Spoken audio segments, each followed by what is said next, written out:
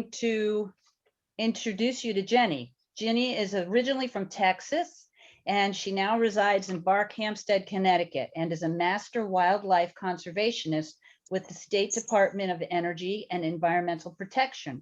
Her house is within the People's State Forest, where she observes a large population of black bears, and she supplies field notes and photographs of them to the DEEP biologists.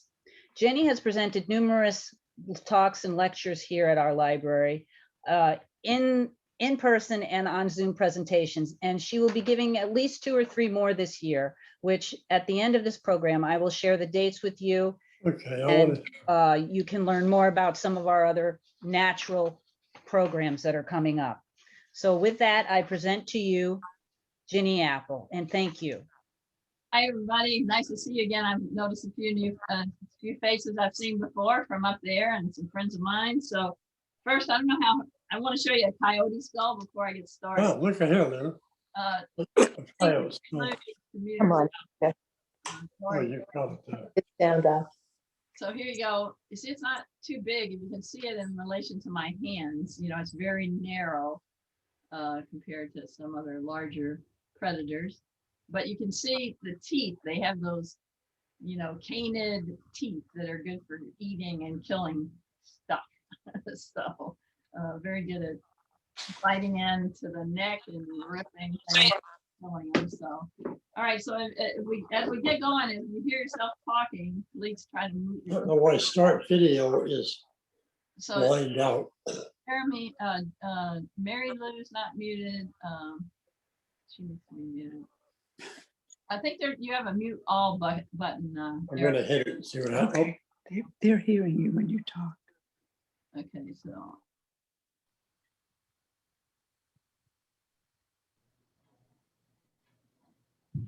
Ah.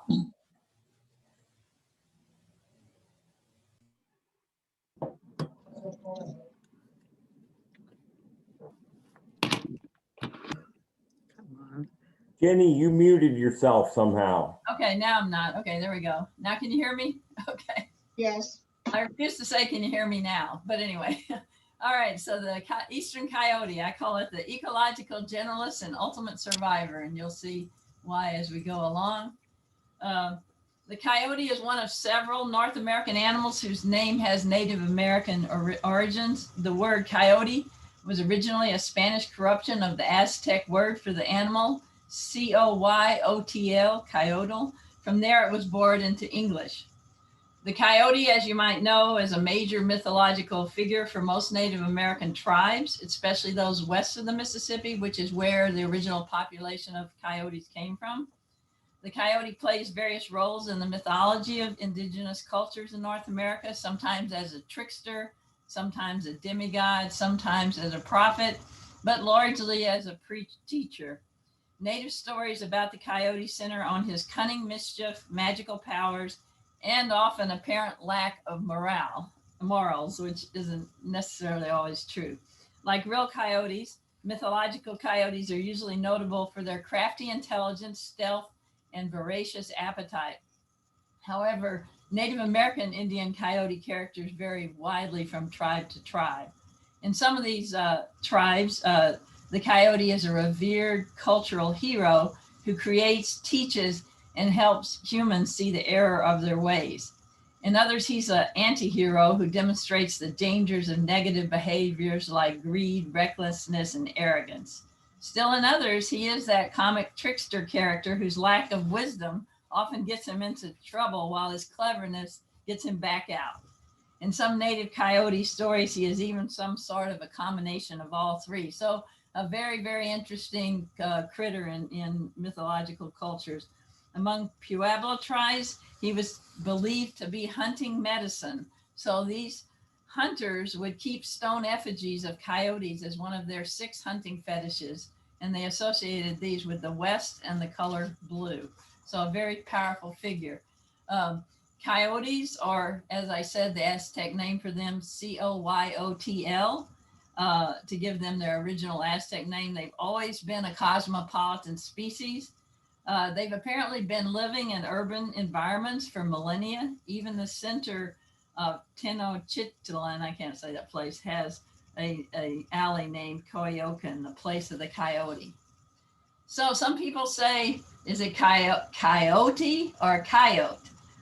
Most of my biologist friends call it a coyote. I think that's more kind of a Western thing. People pronounce it out there. So I don't know if I should say coyote or coyote, or should I just continue? I guess I'll say coyote because it's less syllables, right? So the coyote is a member of the canid family, which evolved in North America 5.3 million years ago, quite a long time.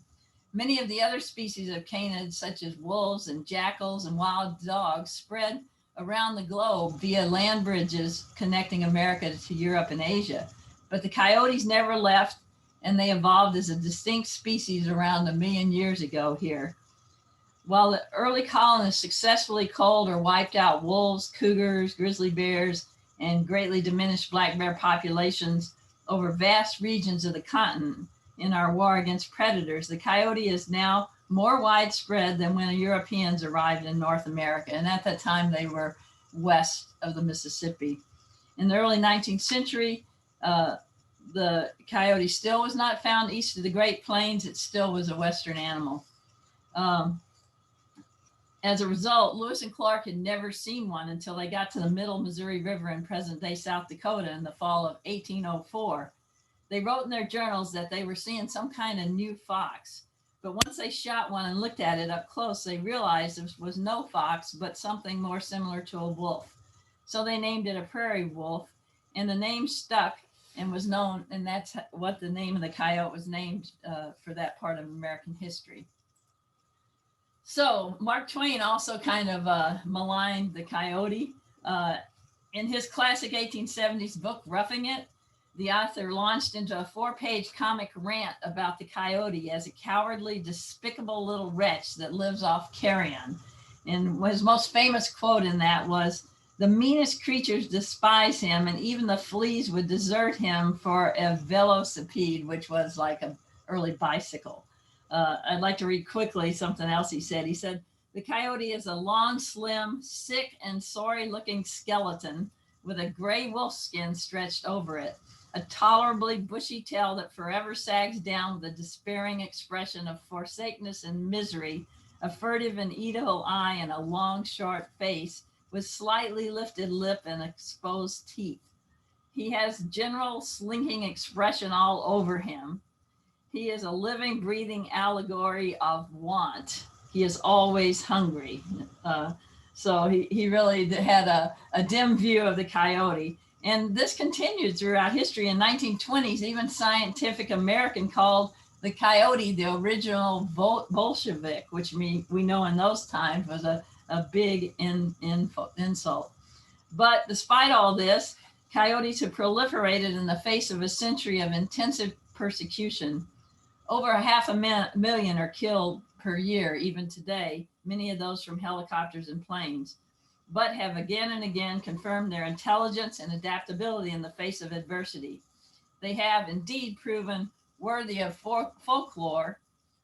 And you all know the Wiley Coyote. He came up in the 60s. They say he was inspired by Mark Twain's ridicule of the coyote. And as we know, the Wiley Coyote, even though a coyote can run faster than a road runner, he never wins. Also in the 60s, Walt Disney, for some reason, decided to feature coyotes in his cartoons. Bintel, the coyote, was one of Pluto's nemesis, but other coyotes were depicted in a good light, such as the country coyote goes to Hollywood, which is kind of an interesting statement because a lot of coyotes now are more urban. And back then he was there in Hollywood and they were already talking about it. So Canis latrans, which means the barking dog, is the Eastern Coyote. He resembles a small, lanky German Shepherd dog, has wide pointed ears, a long muzzle, yellow eyes always, and an uncurled, bushy, black-tipped tail, which is often carried low to the ground. So Mark Twain was right about that. They were first documented in Connecticut in the 1950s. Since then, they have expanded their range and now common throughout the state. The Eastern Coyote, as is true of a lot of our fur-bearing animals is larger than the Midwest and Western coyote. They have thought to have bred with gray wolves and domestic dogs, but still a large percentage of them is still the coyote species. Again, their fur is usually a grizzled gray color with a cream colored or white underside, but it does vary with individuals, some having blonde, reddish, and charcoal coat colors.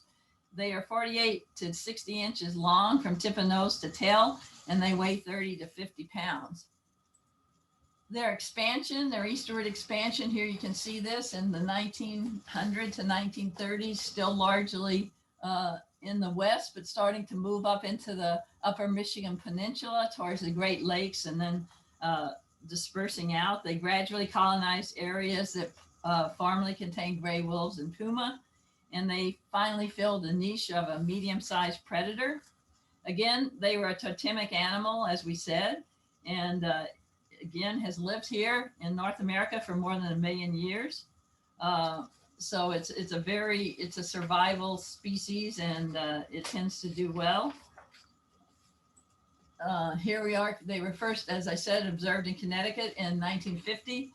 This was the first officially documented coyote killed in Kensington in 1963. Again, they were not native to Connecticut or even anywhere east of the Mississippi.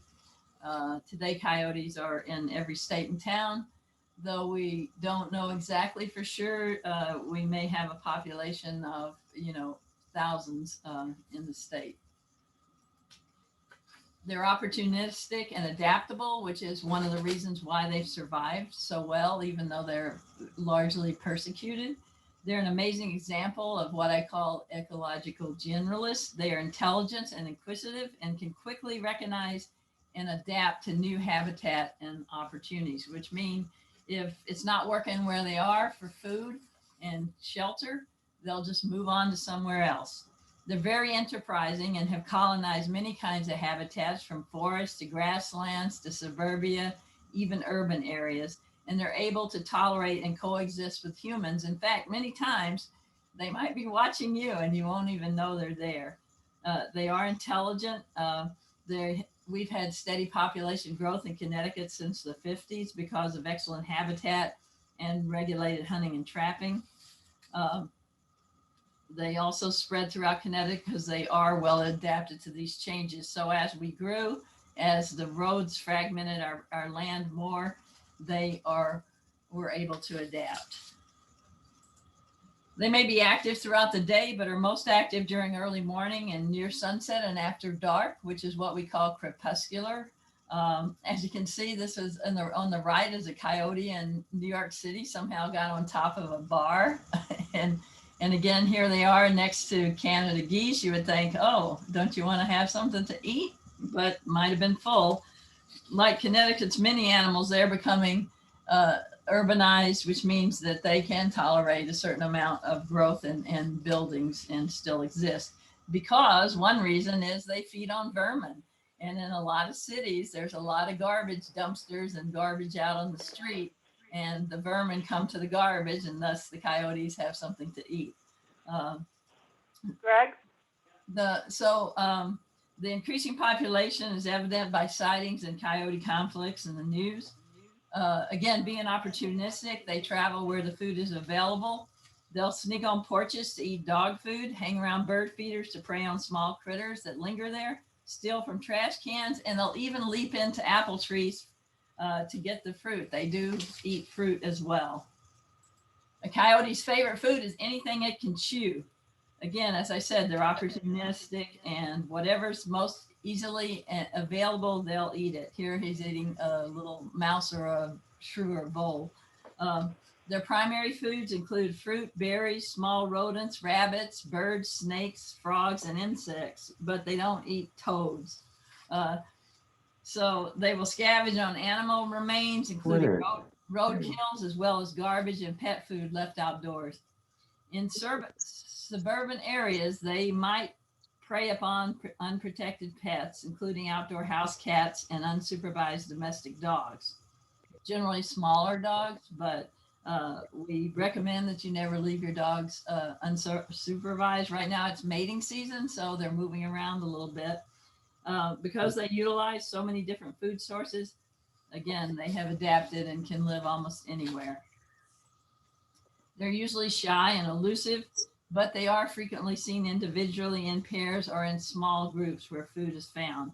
A family group, more commonly known as a pack, consists of the parents, their pups, and occasionally the previous year's pups. Thus, the size of their families can vary widely. Male and females stay together for life unless one is lost or if they're not producing litters.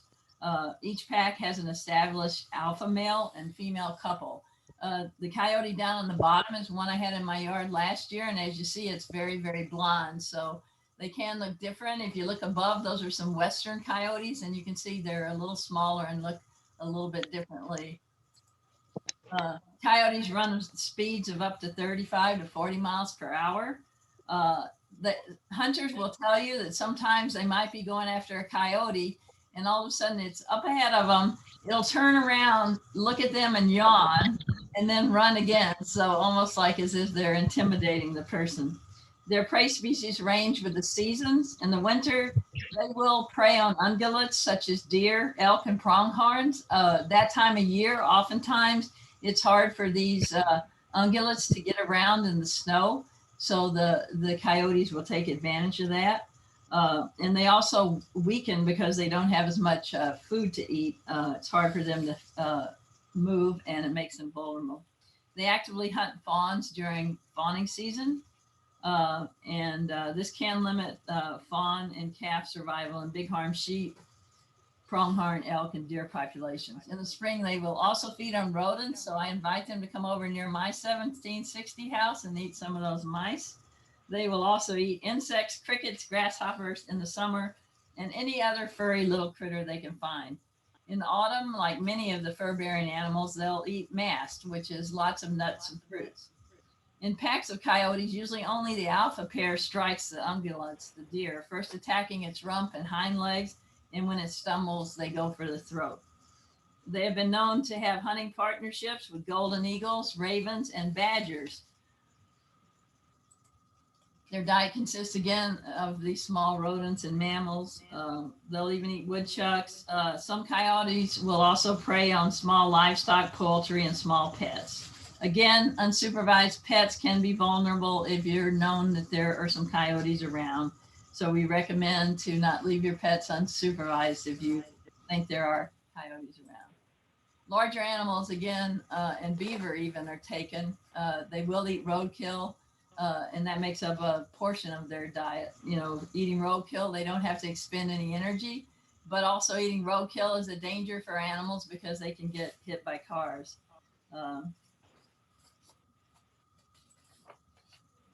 So small pets, usually less than 25 pounds, are the most vulnerable. Small livestock, don't let your Vietnam piggies run around or your lambs. But they will hang around bird feeders, not so much to eat the feed, but to get whatever's eating the feed there. And they'll hang around garbage for the same reason.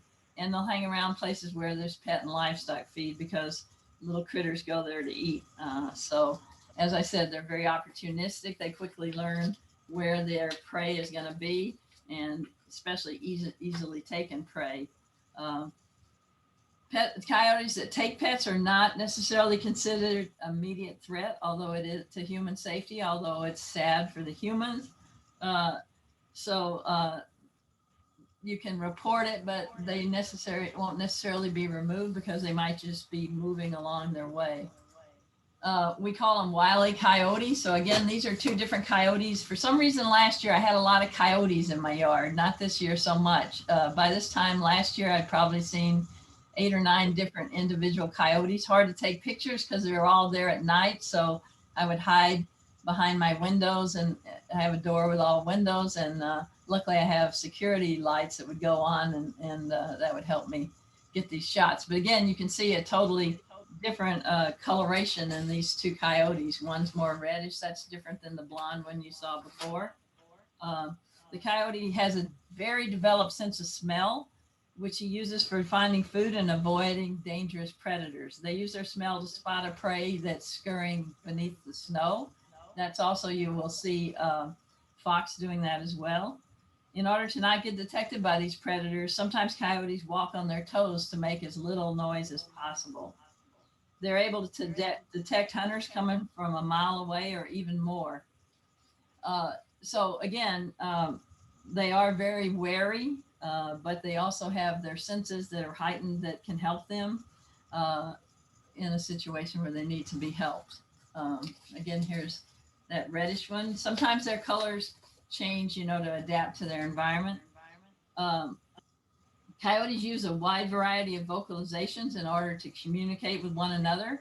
They howl, they yelp, they have high-pitched cries, and are best known, but they also bark, growl, wail, and squeal sometimes.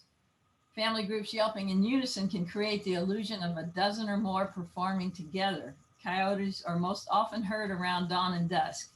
However, they may respond to sirens and fire whistles like your dogs at any time of day or night and start howling.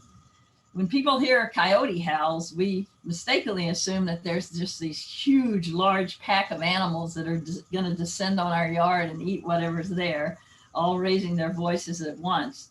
But this commonly is an auditory illusion called the beau geste effect, because the variety of sounds produced by each coyote and the way the sound is distorted as it passes through the environment, two of these tricksters can sound like 7 or 8 animals. I guess I have an echo, but hopefully y'all can hear me.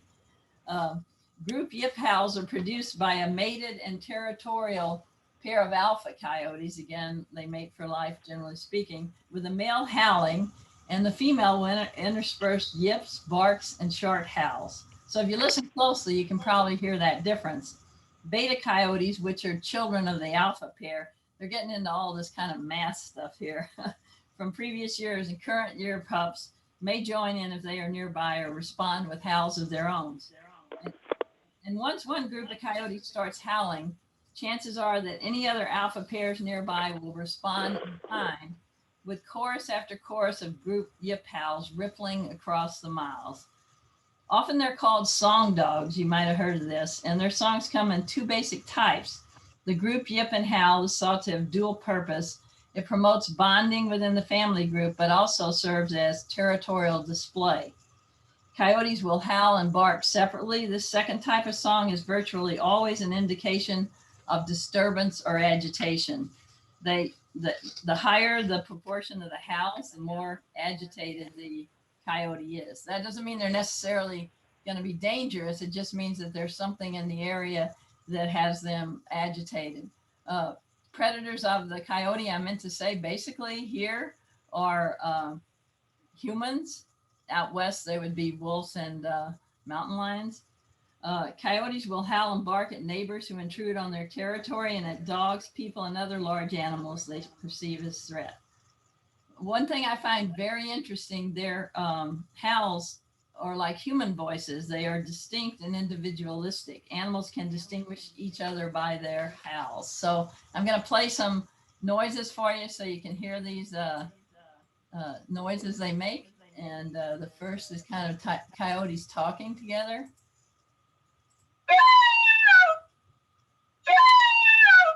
Sorry, that's a howl. I need to change my order. So that's just their howl. Here's their yipping.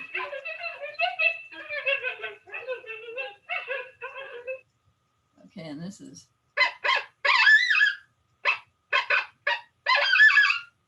That's a pup learning how to howl.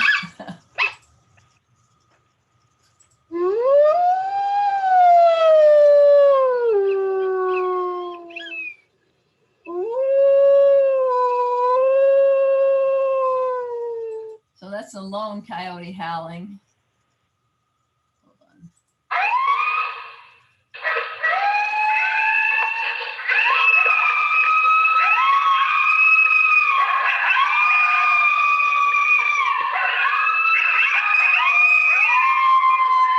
And that's groups howling together. Now the last one I'm just going to play shortly because it's a coyote that's getting a cottontail, and so you hear the cottontail in distress. So I won't play it very long. So to me, that's a little disturbing, even though circle of life, everything has to eat, right?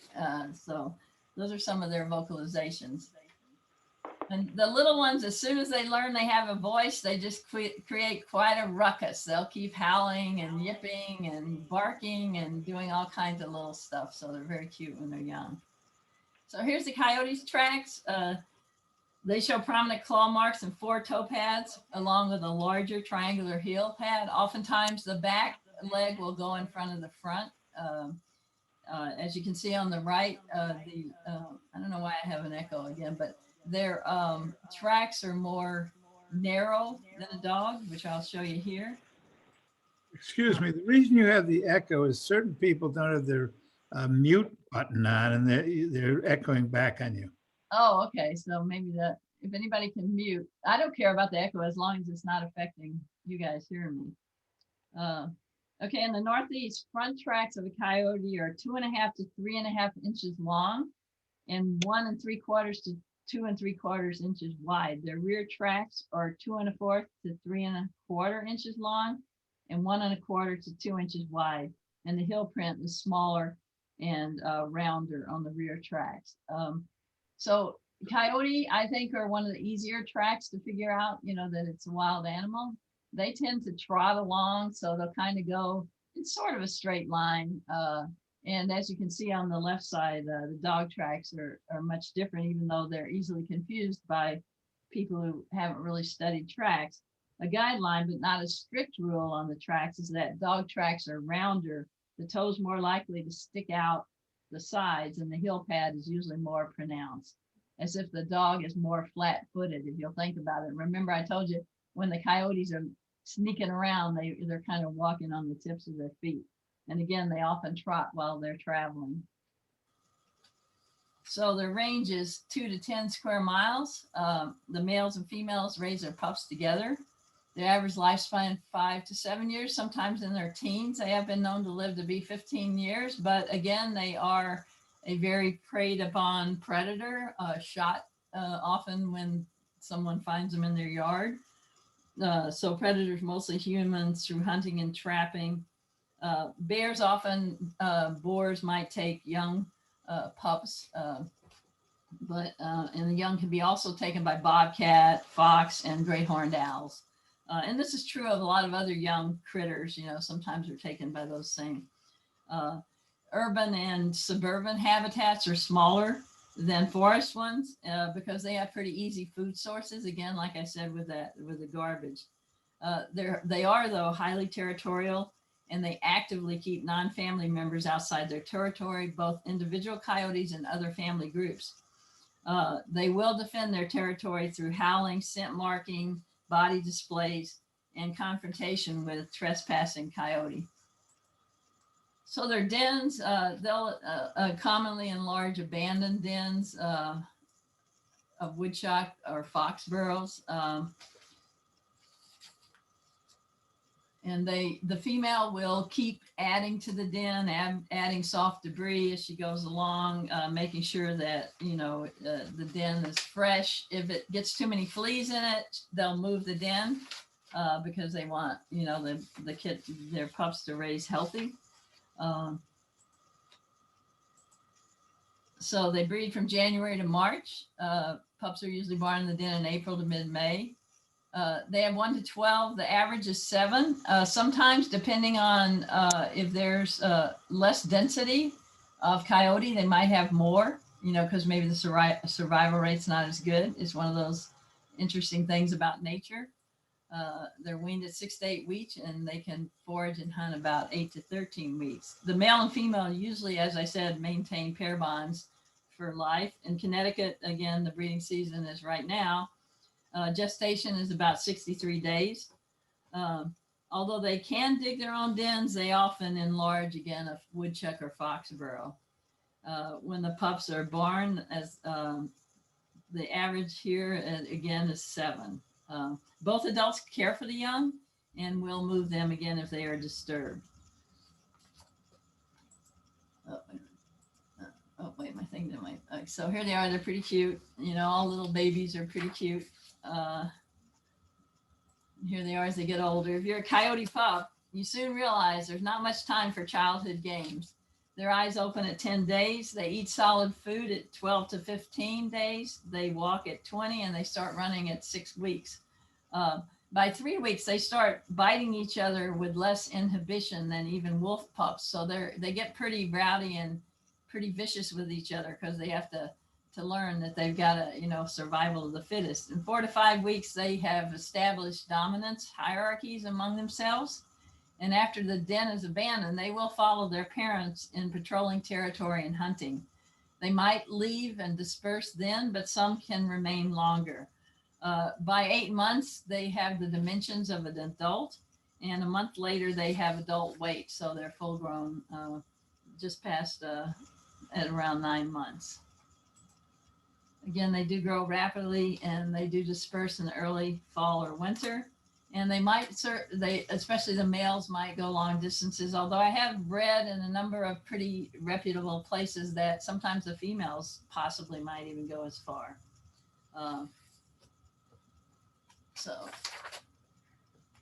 So again, our state population is growing annually.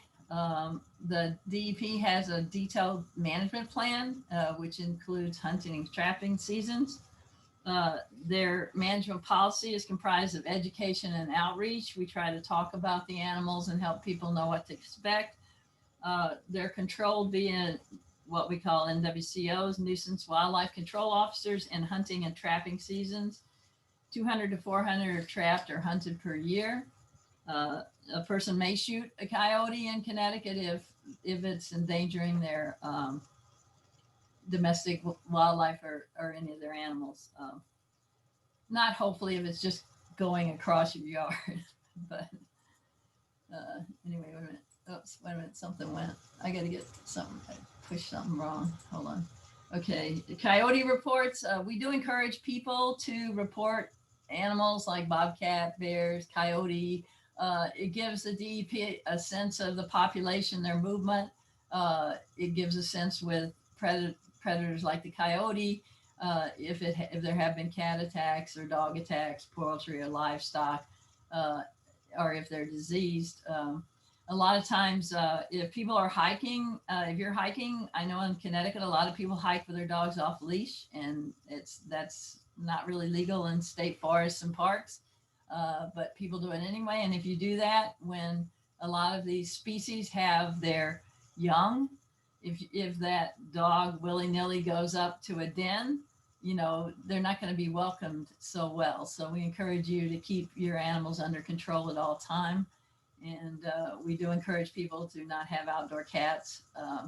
So it's not like we're having a lot of coyotes going into people's yards and eating their dogs. It's not happening a lot, but it is incumbent on people to also be responsible with their pets. Although some of these coyotes may exhibit bold behavior near people, the risk of a coyote attacking a person is extremely low, but it can increase if they're intentionally fed. And yes, people do intentionally feed coyotes. I can't even understand why. Then they learn to associate people with food, as do a lot of wild animals. So again, the best way to protect your pets is not allow them to run free. I mean, you can sit out on your deck and watch them, but like I'm saying, they're not like, these coyotes aren't like wandering through your yard just looking for your pets. So, but cats should basically, we recommend, be just kept indoors. So you could install kennel or coyote-proof fencing. That's a long-term solution. But mainly the problem with any wild animals in Connecticut is attractants. If you eliminate attractants, which is food, table scraps, compost piles, like don't put meat in your compost piles, even decaying fruit below fruit trees, you might want to remove that. You can toss it out in the woods somewhere else.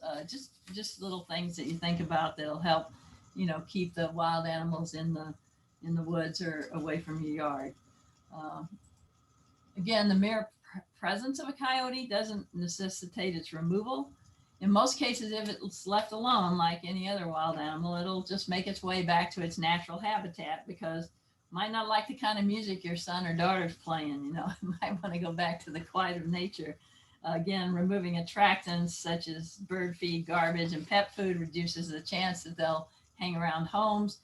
Keeping your garbage indoors until day of pickup. Again, they're not normally aggressive towards humans unless they have been habituated, which is true of a lot of wild animals.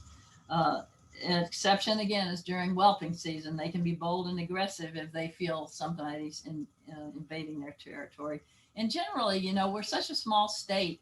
Generally, somebody has said on somebody's chatter or somewhere on Facebook, oh, you know what, I heard coyotes last night. They're around, so be careful. So, social media is good and bad for wildlife. And it's good in the sense that a lot of time people give other people heads up that there might be, a fox den under their shed or this or that. And so just, let the fox be until they've raised those young. So it's common sense in a lot of times. But because of these misconceptions and fears about coyotes, many people don't recognize that they do have beneficial aspects to and contribute to our ecosystem. Predators such as coyotes serve a valuable function in keeping prey species in balance with their habitat. Populations of small animals like rodents can increase out of control without predators. Coyotes can reduce the number of small animals that farmers, gardeners, and homeowners consider pests, such as woodchucks and other rodents. While they might change the ecological balance of predator and prey species, they'll not eliminate other species from the environment. Many scavenger animals, such as fox, fisher, crows, ravens, benefit from coyote predation on other animals because it makes increased food availability through leftover carcasses. And many of us even benefit directly from coyotes through observation, photography, hunting, and trapping opportunities.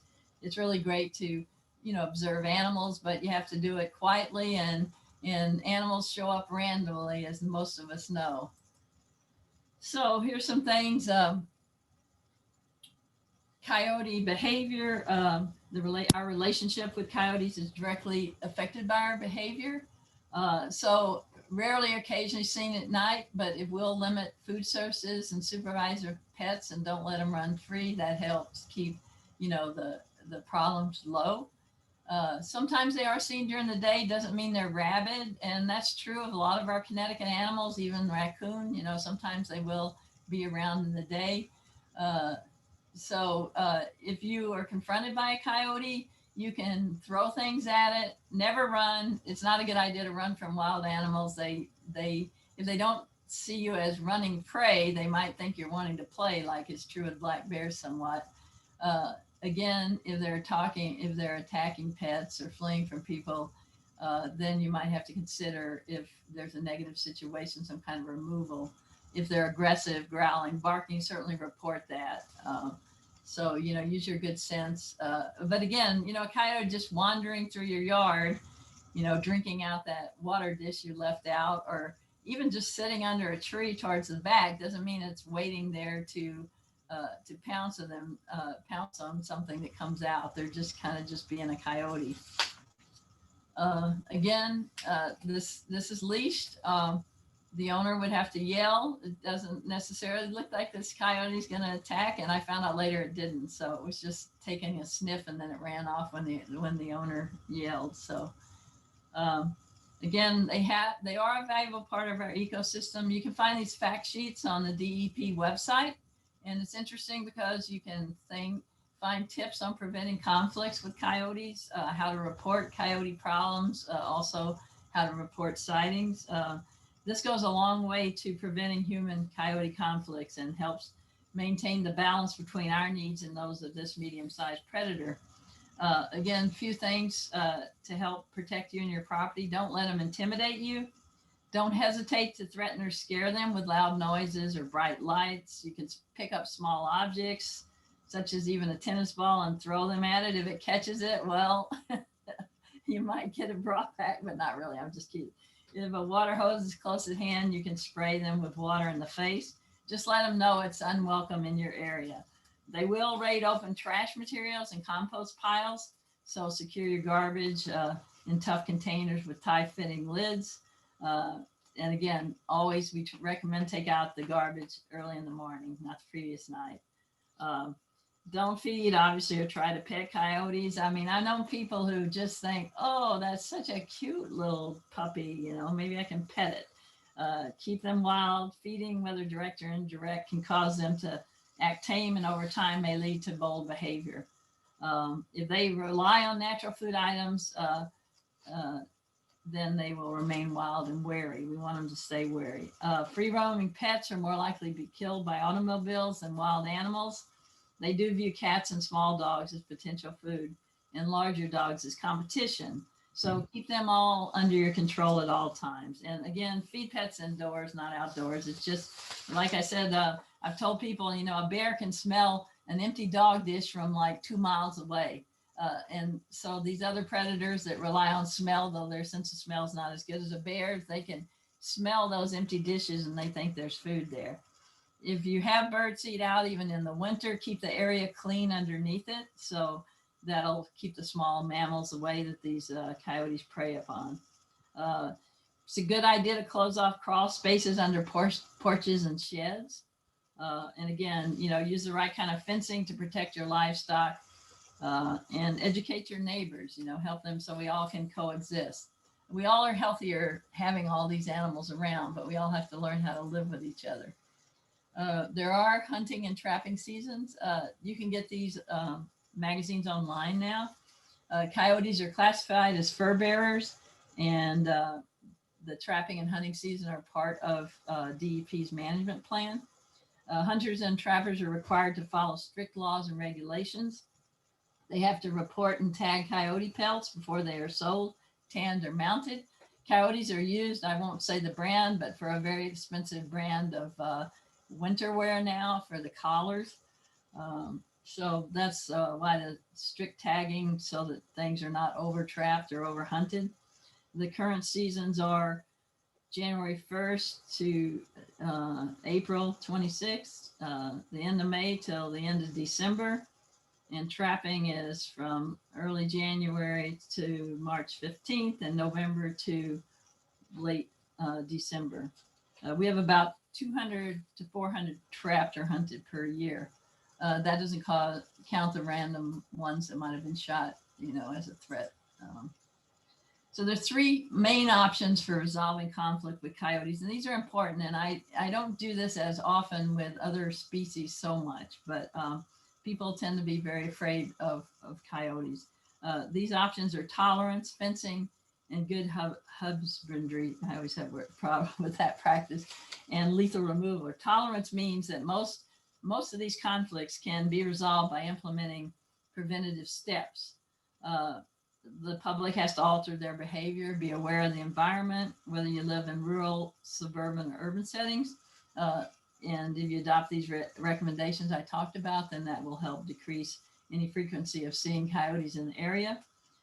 Coyotes, as well as other wildlife, are adapting, again, like I said, to urban and suburban environments, and they're opportunistic in finding food resources. So if you implement all these steps, it will help you. Fencing and husbandry practices, they can jump about 6 feet over a fence and dig under fences like your dog when you're trying to train them not to dig under that darn fence. They don't leap fences in a single bound, but they can grip the top with their front paws and kick themselves upward and over with their back legs. Their tendency to climb will depend on each individual animal and its motivation for food. Again, they're excellent diggers. So the type of fence you install might require barriers to be built into or extending from the ground. And also you can eliminate their ability to grip the top of the fence by installing PVC pipe that is free to spin around a tight wire. And the height of the fence should be a minimum of 6 feet and tightly flush with the ground. If you have a lower fence, an outward overhang of fence wire may help prevent coyotes from jumping over. If you can't tolerate a coyote living in your area, the only solution is to have it lethally removed. It's against state law to capture and release coyotes into another area. Often people want to capture problem animals, replace them somewhere else. However, moving wildlife is detrimental to both people and wildlife populations, and it's against the law. It's been in effect for many years, protecting both people and wildlife. So there are statutory laws and regulations dictating and how and when a coyote can be removed. And it may not be removed simply because you don't want it in the area. There must be damage or a threat to human safety by an animal. Again, as I said earlier, they're naturally afraid of people, and their presence alone is not cause for concern. But depending on human-related sources of food, they can become habituated. And then it might exhibit an escalation. It might be more bold around people. It might have lost its fear of people. If it exhibits the following behaviors, it might have lost its fear of people. They do not run off when harassed or chased. They approach pets on a leash. They approach and follow people. And when wildlife exhibit these behaviors, corrective measures must be taken. Again, DEP does not relocate coyotes. So if they have persistent behavioral problems that causing negative results and act aggressive towards people, they'll have to be removed and destroyed. This usually is being done by a certified NWCO. So again, don't put out food to feed directly to the coyotes. And I have one more picture. This is interesting. I don't know if any of you heard about this, but don't badger me. This happened in February 2020. Coyotes and badgers and coyotes and bald eagles have been, golden eagles have been seen hunting together. These were using a culvert to travel under a highway near the southern Santa Cruz Mountains in California. And it was caught on a wildlife cam by the Peninsula Open Space Trust. They were most likely on their way to hunt together. Studies have shown that the badgers and coyotes make a good team. The badger digs into ground squirrels' dens, and then once the prey surfaces, the coyote chases it down, and then they probably share the prey. So, you know, all species can get along. So now I'm gonna close this out, and I'd be happy to answer any questions. And everybody can unmute, and we'll see what we have. Let's see. Trying to open everybody up here. Oh, there we go. All right. Let me see if anybody wrote any questions first, because I know when I'm talking to friends, I'll often interrupt just because I know if I wait till their very long conversation, I'm going to forget what I wanted to add to the conversation. So, so the hunting partnerships, you mean with the badger, Susan? Yes, and you mentioned the eagles. Yeah, so it's just been observed that they will, one of them's better at one thing than the other. So like the badger digs up the ground squirrels, and then the coyote's good at pouncing on it, and then they share that, and that's pretty much what they do with golden eagles as well. You know, the golden eagle doesn't prey on the coyote for whatever reason, and will grab something, and then the coyote will go in for the kill. So it's pretty interesting, and has been seen, you know, even in Africa, certain species have these symbiotic relationships. It's kind of intriguing. Humans don't get to see it very often. That picture, that wildlife cam with the badger and the coyote, they think has never something been seen like that before, with them hanging around together. So it's pretty interesting. Okay, so Coyote Tracks, I showed you the Coyote Tracks. Yeah, I mean, I loved it this morning. I mean, I had a bobcat tracks, I had turkey tracks, I had rabbit, I had squirrel, I had mice, which I'd rather not have, but hopefully the bobcat's gonna eat the mice. So it's just, to me, glorious when we have snow and are able to go out and just look at tracks. I'm trying to learn tracking better myself. It's really quite the science. It's, to me, kind of like me trying to learn math, which I wasn't good at either, but I encourage you to always carry with you some way to measure. If you're trying to tell a track, if you don't have like a little ruler or tape with you, just put your hand down so you can have some sense of how big the track is. Look at the pattern of the tracking. A lot of animals will go more in a straight line, unlike our dogs who go willy-nilly because it's, you know, they're conserving their energy. So you'll see fox doing that. You'll see coyote doing that, not as straightly as a bobcat. I had a bobcat going across the yard I saw this morning early, and it was just going straight along, but the snow was a little deep, so it was, you know, going a little harder. Their feet aren't as well made like the lynx for going in snow. So it's really a great time to go out. The reddish coyote is just an Eastern coyote. It's just a variation in color. that we have. And last winter I saw coyotes that were kind of like German Shepherd color. I saw blonde ones. I saw red ones. So it's just, it's not to do with the sun, you know, they're not getting bleached out. It's just that they have various coats. Coy dogs, as I said, if you test the DNA of a coyote, it will have wolf DNA in it, it will have dog DNA in it. Some people say that we do have coy dogs. We may or may not. It's not sure. You wouldn't know until you tested the DNA, and that hasn't really been done extensively yet. We do necropsies on certain roadkills, but not coyotes so much.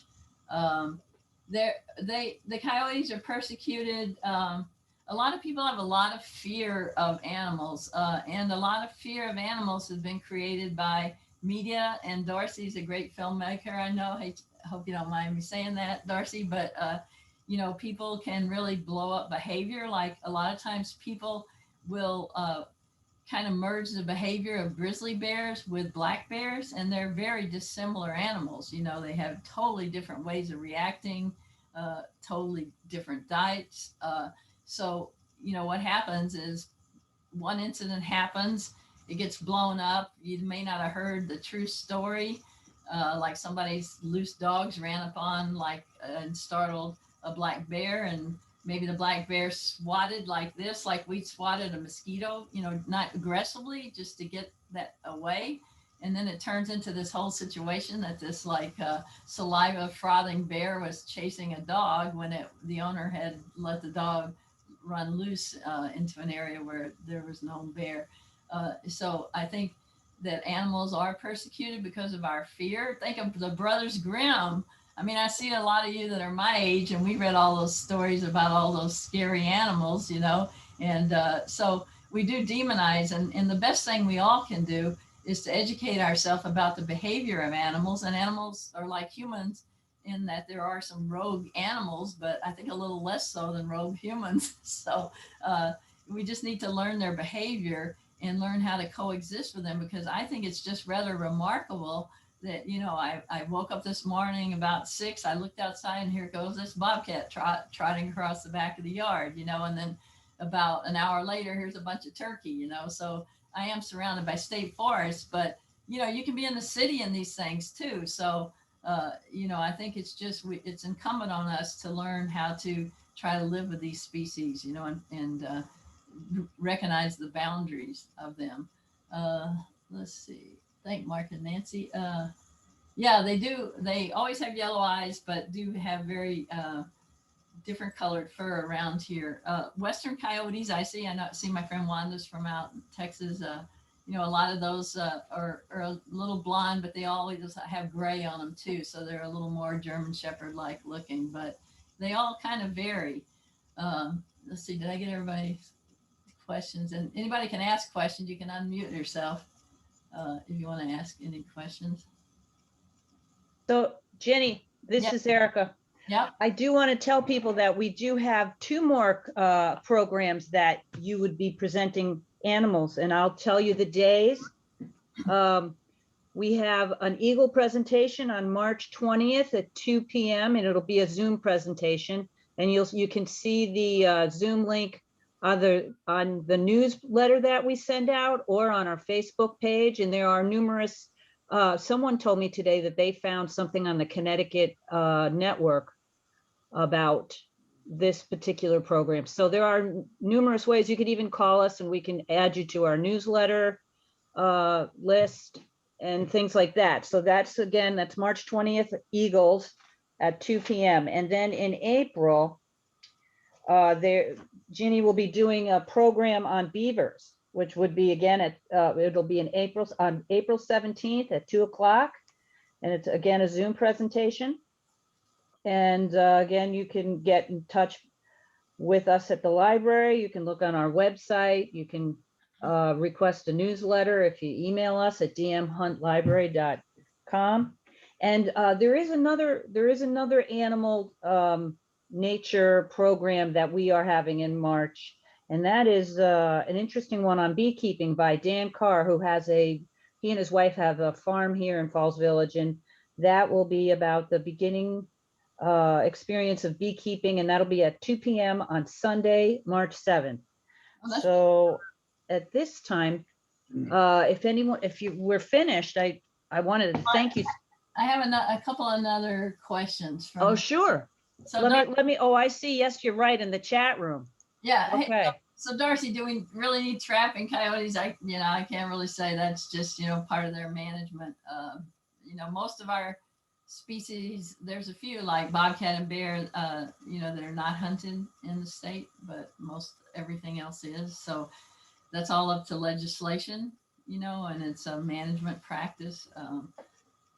Personally, I'm not so much for shooting one that wanders through your yard, because I'm not sure. I mean, I grew up on ranches and they just shoot them, but it's hard to regulate that. So anyway, and do they eat skunks? They probably eat skunks, although a lot of animals I've observed personally seem to choose their prey.